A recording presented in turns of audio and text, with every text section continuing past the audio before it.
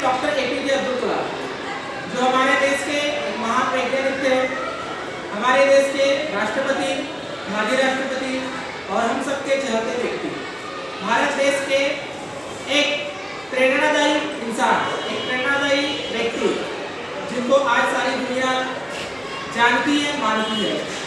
ऐसे महान व्यक्ति, महान वैज्ञानिक, महान राष्ट्रपति डॉक्टर एपीजे अब्दुल कलाम आज उनका जन्मदिन है और भारत सरकार उनसे प्रेरित होकर या सारी दुनिया को प्रेरणा या भारत वर्ष को प्रेरणा देने या विद्यार्थियों को उनमें वाचन की क्षमता निर्माण करने के लिए वाचन प्रेरणा दिवस के रूप में मनाती है। तो थोड़ी जानकारी मैं आपको बताऊंगा। वैसे तो आप उनके बारे में पढ़े, हम लोगों ने विज्ञान के आविष्कार देखे, उनके बारे में डिटेल्स में पढ़े हैं, लेकिन मैं उनके बारे में बताना चाहूँगा कि डॉक्टर एपीजे अब्दुल कलाम, उनका जो पूरा नाम है वो है doctor Abdul Qadir Jainulabdeen Abdul Kalam. Doctor APJ Abdul कलाम, इनका जन्म 15 अक्टूबर सन 1931 को तमिलनाडु में धनुषकोडी करके गांव है, वहां पर उनका जन्म 15 अक्टूबर सन 1931 में हुआ। इनके पिताजी का नाम जैनुलाब्दीन, जो कि ज्यादा पढ़े लिखे नहीं थे, एक गरीब परिवार के थे। डॉक्टर अब्दुल कलाम ये 5 भाई और 5 बहन, एक बड़ा परिवार, संयुक्त परिवार में रहते थे। और इनकी जो बचपन की पढ़ाई है ये वही तमिलनाडु के ही ग्राम पंचायत स्कूल, ग्राम पंचायत के अंदर स्कूल आती है, उस गांव में उनकी पढ़ाई हुई। तो उनके जो बचपन के जो शिक्षक थे अयादुरई सोनेवाल, उनसे काफी प्रेरित थे और उन्होंने उनको एक बात बताई थी कि जब भी आपको जीवन में आगे बढ़ना है, आपको तीव्र इच्छा रखना है, आस्था रखना है, अपेक्षा रखना है। डॉक्टर एपीजे अब्दुल कलाम यह बहुत ही बचपन से तेजस्वी थे और उनके पिताजी भले पढ़े लिखे नहीं थे, लेकिन वे हमेशा पढ़ाना चाहते थे, शिक्षा के प्रति जागरूक थे। डॉक्टर एपीजे अब्दुल कलाम जिनकी जो पढ़ाई है बचपन में काफी तक वहाँ हुई है और उनके जो शिक्षक थे उससे वो काफी प्रेरित हुए। गणित के प्रिय छात्र थे, गणित में उनको बहुत अच्छी रुचि थी, तो उनको एक गणित का कुछ पाठ समझाना था पक्षी के बारे में। तो उनके जो सर थे उनको समुद्र के किनारे लेके गए और वहाँ पे समुद्र के किनारे पक्षी उनके दिखे, वहाँ उनके बारे में उनको जानकारी बताई। तब वहाँ से वे बहुत प्रभावित हुए थे डॉक्टर अब्दुल कलाम और तब से उन्होंने अपने आप को ठान लिया कि ये जो है विमान विज्ञान में आगे की पढ़ाई करेंगे।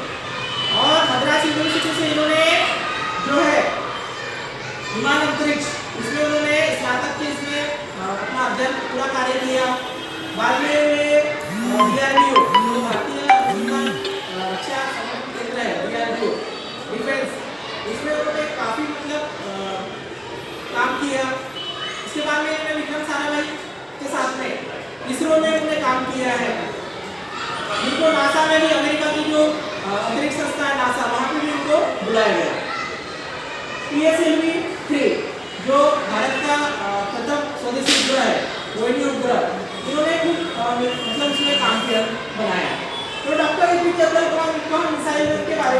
जानते हैं।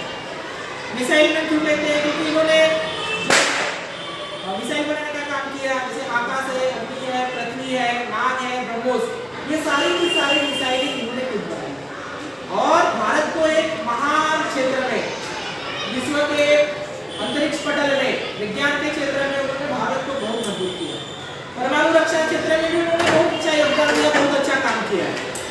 तो ऐसे हमारे महान राष्ट्रपति, महान वैज्ञानिक डॉक्टर एपीजे अब्दुल कलाम है। भारत के राष्ट्रपति रहे सन 2000 से सन 2007 तक। और भारत की जो भारत सरकार है उनके अंतर्गत इन्होंने जो रक्षा मंत्री है उसमें इन्होंने विज्ञान का प्रभाग भी संभाला था।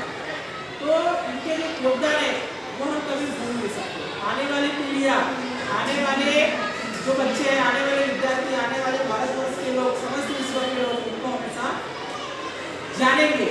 और आज हम उनसे प्रेरित होकर आज हम उनकी 15 अक्टूबर इस दिन वाचन प्रेरणा दिवस के रूप में उनकी जो है जयंती मना रहे हैं। तो आइए ऐसे हमारे मिसाइल में डॉक्टर अब्दुल बाकी जनरल अब्दुल कलाम, एपीजे अब्दुल कलाम भारत के एक महान वैज्ञानिक, महान राष्ट्रपति, बच्चों और लोगों के बीच में डॉक्टर करके फेमस थे। ऐसे महान वैज्ञानिक, महान राष्ट्रपति जिनको हम नमन करते हैं और आज उनकी जयंती पर इनको याद करते हैं।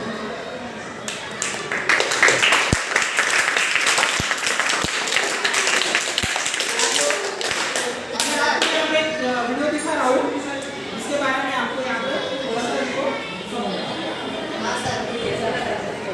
कोई भी फटेगा नहीं, ध्यान से सुनना है।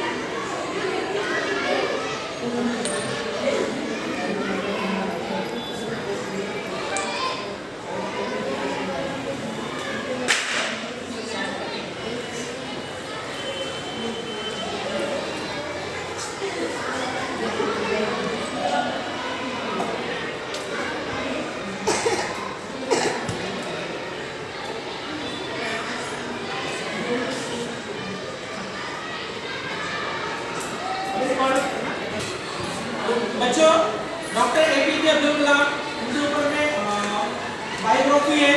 जैसे कि आप जानते हो इनके ऊपर में एक मूवी भी बनी है, I am Kalam, I am Kalam. Doctor APJ Abdul Kalam इनके जीवन के ऊपर में एक बायोग्राफी बनी है, एक मूवी बनी है, आई एम कलाम। तो वो भी हम इनके बारे में बहुत कुछ इनको बताता है। ठीक है, इनके बारे में थोड़ा Abdul Baqi Jainul Abidin Abdul Kalam, better known as APJ Abdul Kalam, who was the 11th President of India, was born on 15 October 1931 in a poor Tamil Muslim family in Rameshwaram. From teenage, he had to fight with poverty for his family and his own education. His career life started by selling newspapers. He was admitted in Tiruchirappalli St. Joseph College and also was graduated from there. He was very heedful in studies from childhood, but after graduation he lost interest in physics and he deeply regretted for it for the next 4 years. After this, listening to his inner voice, he decided to do engineering course. In 1955, his name appeared in the merit list of Madras Institute of Technology, but the fees for admission was 1,000 rupees. Then he had not that much money, but his mother and sister arranged that money by selling their gold jewelry, and APJ Abdul Kalam was admitted in engineering. His interest in studies increased after seeing the faith of his family members in his studies. After noticing his deep interest in some projects in college, a professor gave him responsibility for a senior class project. But after noticing no progress in that work, his professor told him, "Complete it within 3 days or your scholarship will be taken back." At last, Kalam successfully finished that project and also made his professor happy. After this, a new chapter started in his life. He got chances to work in Air Force and as a Directorate of Technical Development Production in Defence. He decided to try for boards. He got interview calls from Dehradun for Air Force and from Delhi for Defence.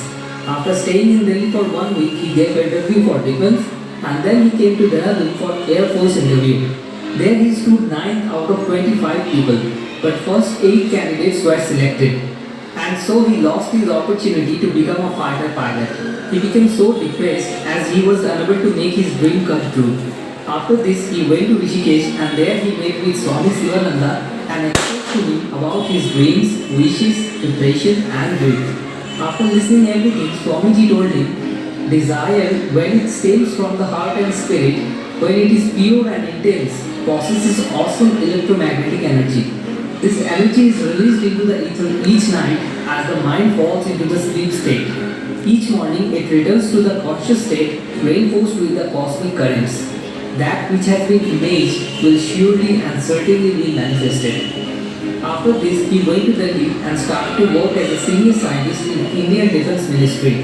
Then he was transferred to Indian Space Research Organisation (ISRO) in 1969 and started to work as the head of the project of making a satellite named SLV-3. But in 1979, when the SLV-3 was sent to space, it crashed just after 370 seconds.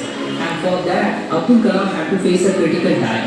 He was very depressed then and became very weak mentally. After this, in a press conference, when Abdul Kalam was asked about the failure of the satellite mission, Professor Satish Dhawan took the microphone from him and answered all the questions from the media. He said, these are very complicated missions. We will have to find the fault on our own and we will have to correct it and we will keep an eye on this so that this incident does not repeat in future. He also said, I have full confidence that we will be able to send another satellite in 1 year. In later years, when Kalam was preparing to construct a new satellite, a lot of people were making him remember about the failure of the SLV-3. But he kept faith in himself and focused only on his own work. On 18 July 1980, Rohini satellite was launched and it became successful to reach the orbit. It took Kalam to the peak of success. He wanted to work in many projects after this, but those were rejected by the cabinet. In 1998, he did some successful research in atomic science. At that time, President Atal Bihari Vajpayee wanted to give him his ministerial post, but Kalam rejected that. But in future, he was honored by becoming the 11th President of India. As a president, he was honored as well as criticized. He first advised to ban iftar party in Rashtrapati Bhavan. Later, when the reason became clear, it was that approximately 22 lakh rupees have been spent for the iftar party every year in Rashtrapati Bhavan. So he ordered the money should be spent for the welfare of orphanages to bought them food, dress and blankets. He also used to donate to orphanages from his own savings. In 2007, he left the presidency with honor. On 27 July 2015, during giving a speech in IIM Shillong on creating a livable planet Earth, he passed away due to massive cardiac arrest. According to reports, his last 2 words told to his assistant Srijan Pal Singh were, "Funny guy, are you doing well?" At last, a little request to you. If you find this video useful, then please share it with your